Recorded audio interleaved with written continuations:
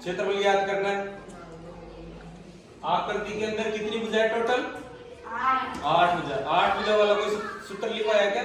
नहीं लिखा है। इसलिए सबसे पहले इसको अलग अलग भागों में व्यक्त करेंगे। सबसे पहले इनका नाम रख दो, A B C D E F G और एच। अब देखो ये वाली जो भुजा है, यदि यहाँ से लाइन खींच दे और यहाँ से लाइन खींच दे तो ये भुजा कैसी रहेगी? समान रहेगी। ये भुजा क्या रहेगी? तो बताओ बीच में कौन सी आकृति बन रही है? आयत बन रही है बीच में।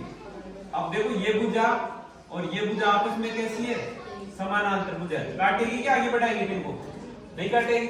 लेकिन ये भुजा इनको आगे बढ़ाएंगे तो काटेगी। जब दो भुजा समानांतर हो और बाकी की दो भुजा समानांतर नहीं हो, मतलब काटने वाली हो, तो ऐसी आकृति कहलाती है समलंब। तो देखो ये भी समलंब और ये भी समलंब। इसको रख देंगे, इसका नाम रख देंगे 1, यहाँ रख देंगे 2 और यहाँ रख देंगे 3। सर्वप्रथम किसका ज्ञात करेंगे? आकृति नंबर 1 का क्षेत्रफल। तो यहाँ लिखेंगे आकृति 1 का, बताओ आकृति 1 किस आकार की है? आयताकार है ना। तो यह लिखेंगे लंबाई इंटू चौड़ाई। और लंबाई तो कितनी है बताओ इसकी? लंबाई कितनी है इसकी? 11। तो लिखेंगे लंबाई 11। और चौड़ाई कितनी बताओ इसकी? चौड़ाई इसकी 5। ये चौड़ाई और ये क्या है? लंबाई।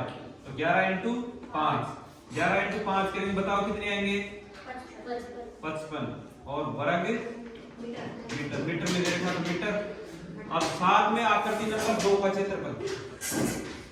आकृति 2 का और आकृति 2 किस आकार की है? आकृति नंबर 2 आयत के समलंब। देखो ये भुजा और ये भुजा, इनको आगे बढ़ाएंगे तो काटेंगे क्या? नहीं काटेंगे। लेकिन इस भुजा को आगे बढ़ाएंगे तो काट देंगे आगे जाके। जब दो भुजाएं समानांतर होती है, 2 प्रतिच्छेदन रेखाएं होती है, तो ऐसी आकृति कहलाती है समलंब। और समलंब आकृति का क्षेत्रफल का सूत्र होता है 1/2 इंटू समानांतर भुजाओं का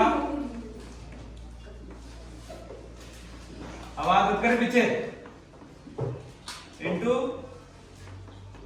ऊंचाई बोल दो या इनके बीच की दूरी। अब यहां लिखेंगे 1/2 इंटू समानांतर भुजाओं का योग।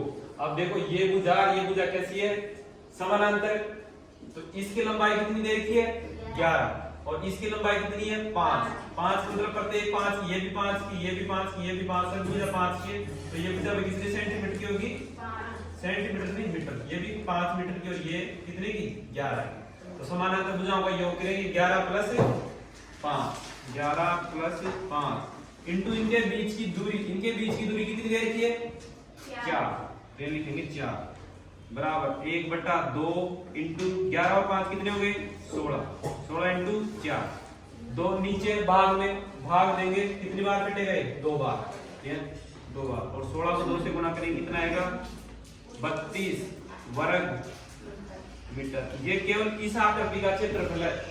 आकृति नंबर किसका ज्ञात करेंगे? क्षेत्रफल 3 का। आकृति 3 का क्षेत्रफल बताओ कितना होगा? आकृति 3 का क्षेत्रफल।